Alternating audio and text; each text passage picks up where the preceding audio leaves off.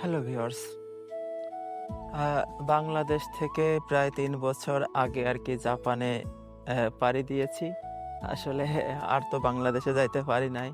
আ বাংলাদেশের যে প্রাকৃতিক সৌন্দর্য, যে এ এ গ্রাম বাংলার যে রূপ, এগুলো আসলে অনেক মিস করি। অ্যা যেহেতু জাপানে হচ্ছে গিয়ে আমি একটা গ্রামেই থাকি। মানে গ্রাম বলতে কি ইবারাকির আরকি মেইন শহরের পাশে আরকি, যে খুব বেশি একবার প্রত্যন্ত অঞ্চল, বিষয়টা এরকম না।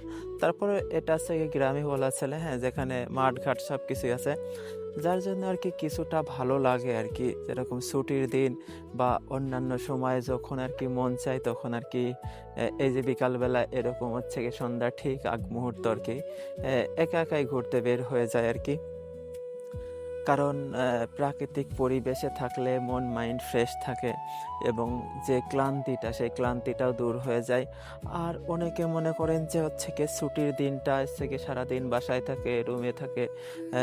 কিন্তু আসলে ছুটির দিনটাকে আমি ওইভাবে সাধারণত স্পেন্ড করি না। কারণ হচ্ছে গিয়ে ছুটির দিনটা যদি একটু উপভোগই করা না গেল, তাই না? যদি ক্লান্তিটা দূরই করা না হলো, তাহলে কি হলো নাকি? আর সারাদিন বাসায় থাকলে মনে করেন যে যদি ঘুমোনো হয় সারাটা দিন, সেক্ষেত্রে শরীরটা আরও মনে হয় আমার কাছে যে ক্লান্ত হয়ে যায় আরকি। যার জন্য আমি হচ্ছে গিয়ে এই প্রাকৃতিক পরিবেশের মাঝে বা বিভিন্ন শপিং মলে, মানে ছুটির দিনটা আরকি বিকালবেলা আরকি ঘুরেই বেড়াই। সকালের দিকে বাসায়-টাসায় থাকি। আর স্টাডিও করি কম বেশি। আবার অনেক সময় এই প্রাকৃতিক পরিবেশে এসেও স্টাডি করি। যেহেতু প্রাকৃতিক পরিবেশে কোনো মানে দুশ্চিন্তা থাকে না, কোনো টেনশন থাকে না। মানে মন মাইন্ডটা ফ্রেশ থাকে। সেজন্য পড়াশোনা করতেও ভালো লাগে।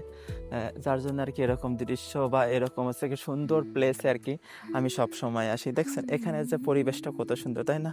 এটা হচ্ছে কি আলু গাছ, মেবি ওই পাশে ধান ক্ষেত, ঠিক আছে? আর ওই পাশে ওই যে বড় একটা আছে শপিং মল, ঠিক আছে? পরিবেশটা অনেক সুন্দর। এরকম পরিবেশে আসলে আসলেই মন মাইন্ডটা ফ্রেশ হয়ে যায় আরকি। আর ভালো লাগে, মানে সমস্ত ক্লান্তিটাই চলে যায়। সো আপনারা যারা মানে আছেন জাপানে, একঘেয়েমি লাগতেছে সবসময়, আপনারা মাঝে, মাঝে একটু ঘুরবেন। ঘোরাফেরা করলে মন মাইন্ড ফ্রেশ থাকে। So bye, bye. দেখা হবে আরেকটা কোনো ভিডিও নিয়ে। সে পর্যন্ত সবাই ভালো থাকবেন, সুস্থ থাকবেন। আল্লাহ হাফেজ।